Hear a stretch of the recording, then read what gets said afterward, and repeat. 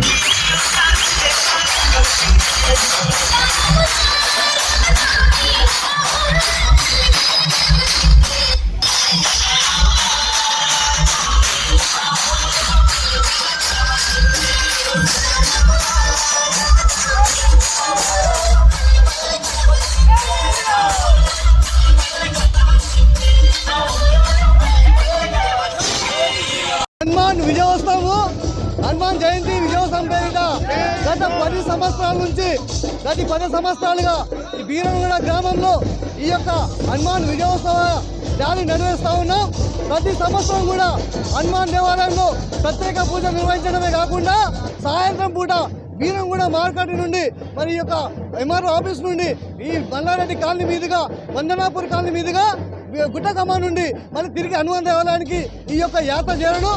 ఈ యాత్రలో హిందూ బంధువులు రాజకీయ పార్టీలకు అతీతంగా అనేక రాజకీయ పార్టీల వారు ఇచ్చేసి ఈ యొక్క యాత్రలో పాల్గొని వాళ్ళు హిందూ సమాజానికి సంఘటితం చేసే భాగంలో భాగంగా అన్ని రాజకీయ పార్టీ నాయకులు, హిందూ భక్తులు, హిందూ సేవకులు అందరూ కూడా వేలాదిగా హాజరై ఈ కార్యక్రమాన్ని విజయవంతం చేస్తూ ఉన్నారు. ప్రతి సంవత్సరం కూడా ఈ యొక్క సంఖ్య పెరుగుతూ ఉంది. ఇక్కడ వచ్చి విజయవంతం చేసిన ప్రతి ఒక్కరు కూడా పేరు పేరున ధన్యవాదాలు. ప్రత్యక్షంగా ఈ యాత్రలో 1000 నుంచి 1500 మంది పాల్గొనడమే కాకుండా ప్రతి కాలనీ నుంచి ఆ కాలనీకి వెళ్ళిన తర్వాత అక్కడి కాలనీ పనులంతా కూడా విచ్చేసి స్వామివారికి పూలు సమర్పించి స్వామివారికి మొక్కులు చెల్లించి వాళ్ళ కాలనీ పూర్తయ్యే వరకు కూడా పాల్గొంటారు. యావరేజ్గా ఈ యొక్క కార్యక్రమం దాదాపు పూర్తయ్యేసరికి ప్రత్యక్షంగా పరోక్షంగా 10,000 మందిగా కూడా ఈ యొక్క కార్యక్రమాన్ని వీక్షిస్తారు. భారతదేశం హిందూ దేశం.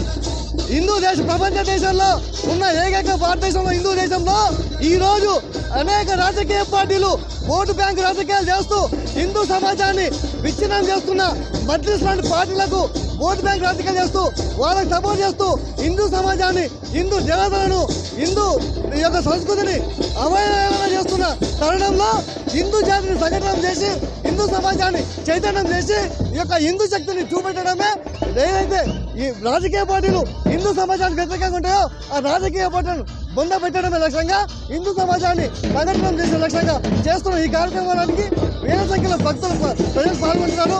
చాలా ఆనందంగా ఉంది, చాలా సంతోషంగా ఉంది.